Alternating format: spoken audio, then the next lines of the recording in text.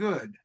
Ladies and gentlemen, I'm so glad to have Alice Rogoff here, a well-known and well-regarded voice of poetry and a multi-talented individual. Just to let you know a little bit about her, she grew up in New Rochelle, New York, and now lives in the Sunnyside district of San Francisco. Her poetry book Mural won a Blue Light Book Award.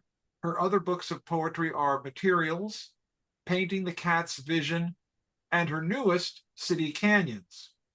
Painting the Cat's Vision was a semifinalist in the Cod Hill Poetry Contest. From the San Francisco Arts Commission, she's showing the City Canyon there. From the San Francisco Arts Commission, she received a Cultural Equity Commission for a poetry project about local women labor organizers. Her poetry has appeared in Borderlands, the Texas Poetry Review, Poetry Pacific, Blue Collar Review, Pudding Magazine, and Swerve. That's, I guess, over in Ireland. She has an MA in creative writing from San Francisco State University and is the co-editor of the Haight-Ashbury Literary Journal. And this is impressive. I was really glad to hear this. She also volunteers for the San Francisco Living Wage Coalition. We're going to hear a wonderful, intelligent, and straightforward voice. Well, thank you, Dan, and everyone who comes to Sacred Grounds open mic and Fanciful Fools. And some of my poems are from my book, and I try to read ones that relate to some form of connections, like the theme may be. And so I'm starting with one called International. Along a Greek roadside, a woman with a muslin bag picks wild thyme, wild scallions, nasturtium blossoms, any edible grasses. Athenians stand on street corners waiting for a job amid unfinished buildings near ancient Greek monuments. So many without food in US cities, and I remember along the roads people picking wild onion, wild cabbage, as I give away $1 on 101 South. This is called Synchronicity. Over the fence, the fig leaf and rose bush flowers move closer and closer to each other. The green and red are lit up by the sun in synchronicity. The two flora join together June 1st. The day after the marches and protests for George Floyd's murder by police.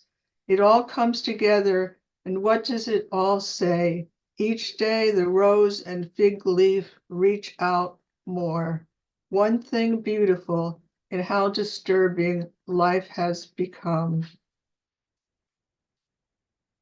Common denominator. In Togo, before school, the children drum each day, finding their rhythm, and one child's favorite game is Wari, based on math. And when one does not have a carved Wari board, one can play with bowls dug in the ground. Now, during COVID, statistics jump out at me, somewhat forgetting in Africa, children die of malaria every day without the numbers being counted at all. Corona subconscious. When I was a teenager going barefoot into our cold basement, I remember my father was so mad at me for going barefoot. It didn't seem so serious. I could get sick, he said. Now this early May, as I walk through the woods with a mask, thinking about his birthday, May 16th, 1910. In 1913, his little brother died of spinal meningitis before penicillin. Some walkers are without masks and are not at a distance. I thought Dad's anger was a businessman encountering a fresh flower child.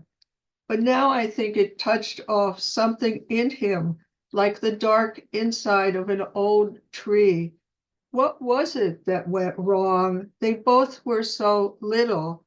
The little child could disappear without a trace before he even really knew his little brother, before they could play together in the sun and snow.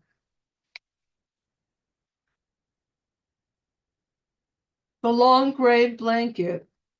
On the subway, there he is again, the man with the long gray blanket, walking down the aisle, pushing through the car door, covered by the blanket down to his heels, frayed at the bottom and the top.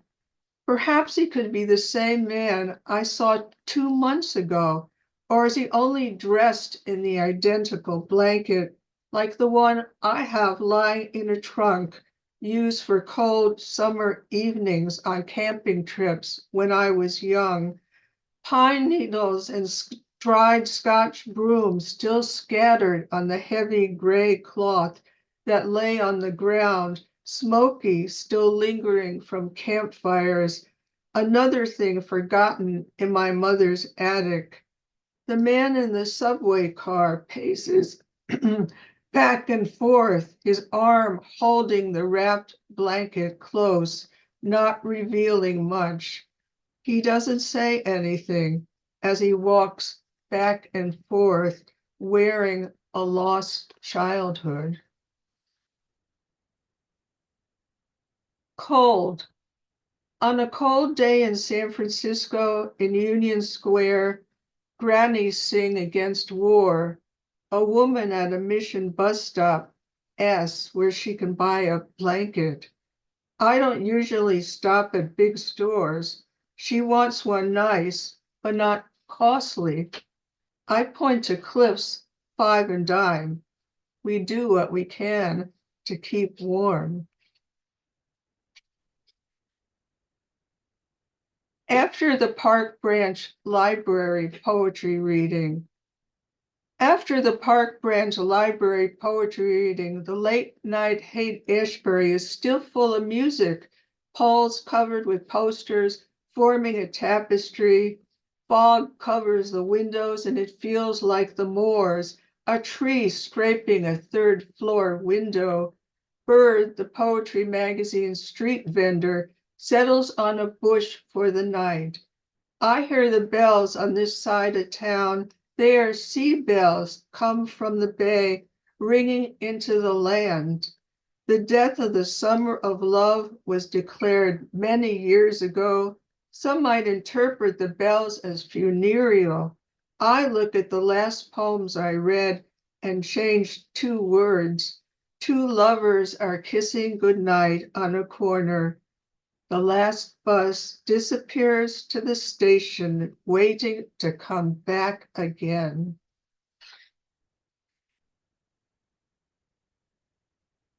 Albion Street, named for, is it a magical kingdom? A white-cliffed island where Harold Norse lived his last days?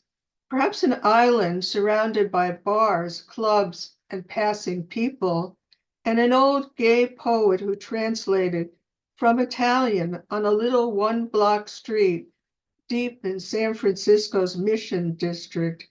He wanted more, the real Albion, not noise or trash, a prize he was never given.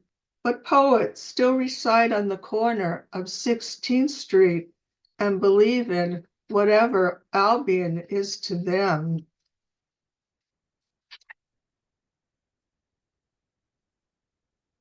My father's funeral. In midlife, I was like an awkward teenager, like many funerals, a rainy day. In my parents' home, photos of gawky, long-legged spurts of growth. I didn't know who the rabbi was. After years away, a new rabbi, a stranger, having learned the Jewish traditions when someone dies, I threw dirt in the grave. The inclination to do it quickly before the rain came down, even heavier, starting minor landslides, like the hills in California during winters. Slipping at the edge in the mud, there was a gasp, and someone pulled me back.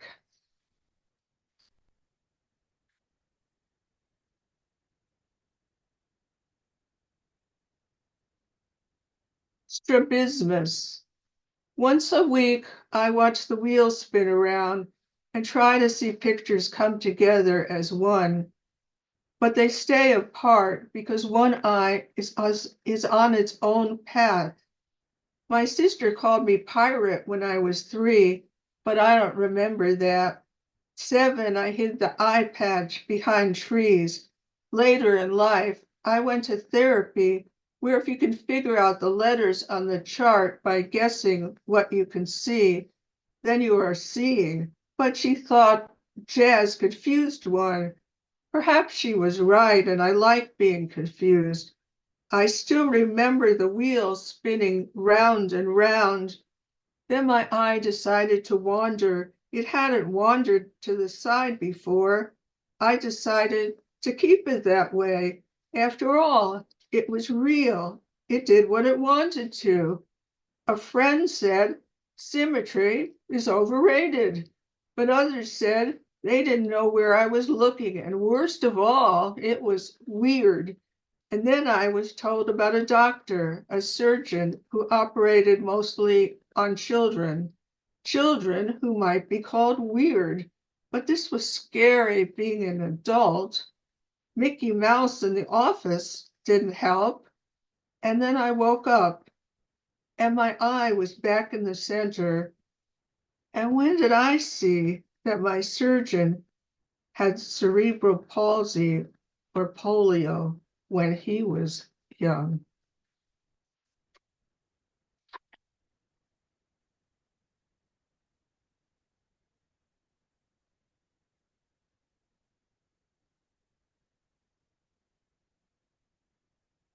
The white ducks,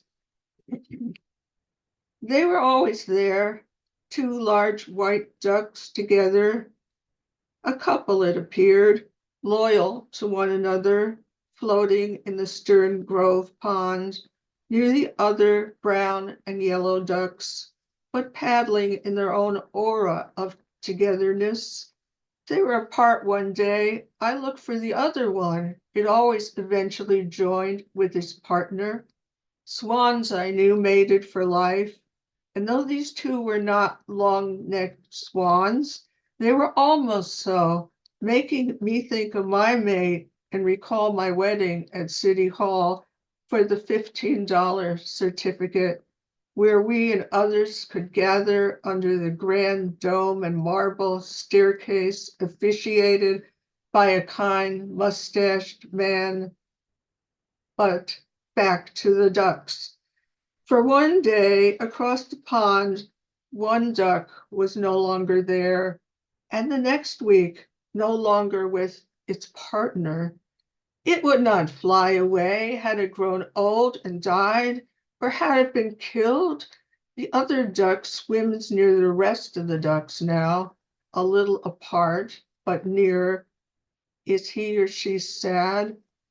Now the white duck doesn't seem quite as elegant, just one of the other ducks.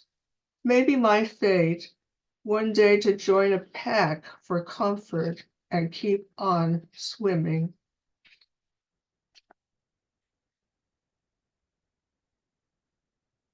Beijones. So many years ago, we went to hear jazz.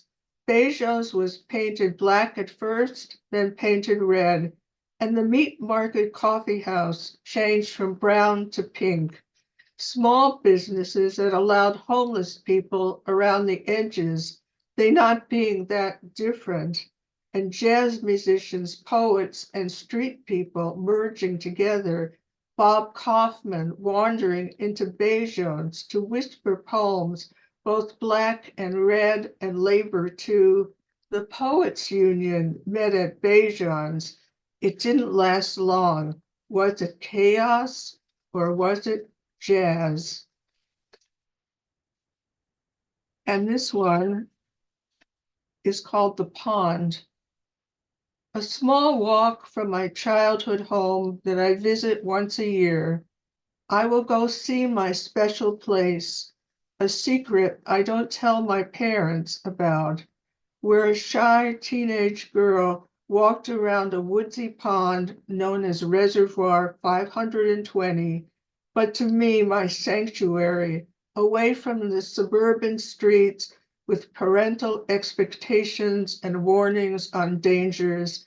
I dash across the Hutchinson River Parkway, evading the stream of cars flowing into New York City, then walk across a log in the pond's inlet, my feet balancing as the log gently rolls beneath my feet, the pond like an expanding heart, the sky above clinging to the day like a gossamer scarf. I retrace my steps each year, still a sanctuary to me on my trip home, and meet again the shy girl who once lived around the corner. Okay, so this one is called Gleaners. This is the one that's going to be published in the magazine Swerve from Ireland. At twilight, the gleaners come, wheat and barley left behind on the ground. The harvest over, stalks blown in the wind cut at the roots, like the people who move in, gathering into baskets and sacks. In my daydream, I join the moving ensemble, as rhythmic as a wave, stooping and plucking before the birds arrive, joining in the unordained feast of the day, the last twig for a nest, a final sun-dried straw before the animals arrive, waiting for their moment. The landless gleaners, dusky in the sun, disappearing before the sighs reappear, pulling me along with them to find remainders like books and sidewalk sales, sold for a penny in a box to rumble through. In my daydream, the word gleaner resonating with me as if I have a Middle Eastern gene looking to connect with Mesopotamia. I wake from my daydream and weed my little garden. The Paris Peace Accords table. They had to seat a table, and it took time to decide the shape of the table because some dignitaries wanted a round table, such a one having everyone being equidistant, but others said no, a rectangular table with two sides.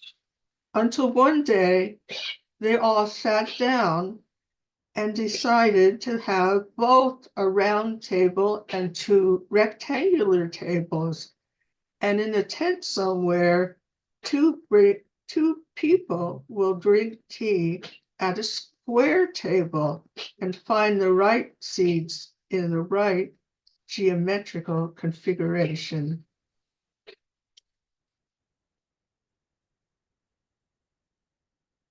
Beyond spring, yellow flowers fiesta on yards and alleys, spring's renewal and fresh rain to calm my mind.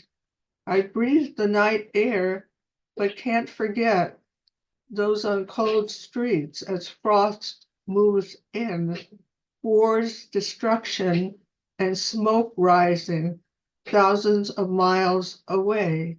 It strikes me, even as the pink blossoms of spring dance and want me as a partner, but I can't forget the rest of the world still in winter.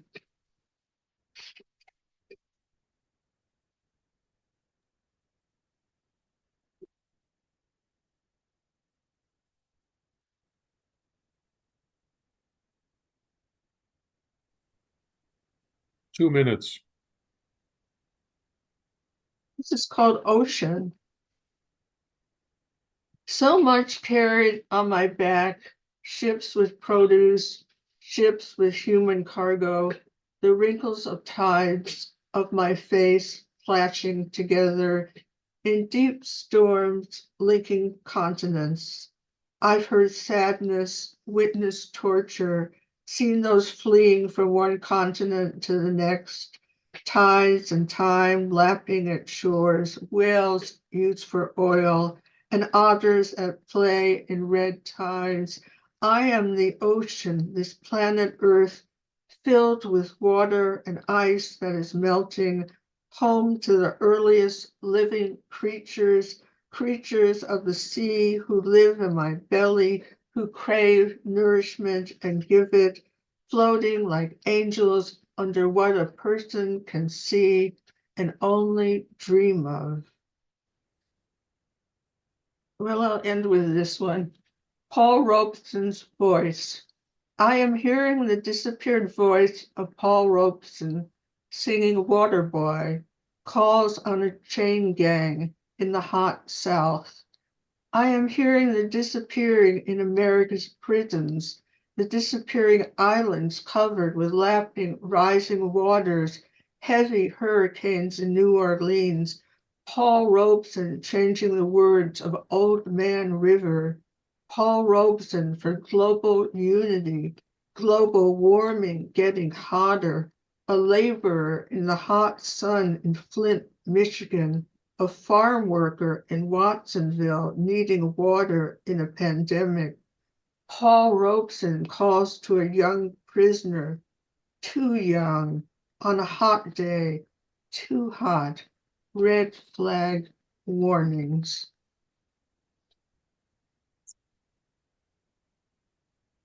And thank you very much for listening.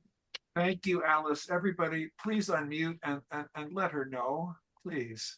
Great reading, Alice. Yeah, great reading. Really wonderful. Thank you. Solid. I love Mhm. that last one and as a bunch of them. Boy, The one you're sending to Ireland, that one's great. Yeah, yeah, really, really nice. Really nice. Thank you. incredible work. Thank you so much.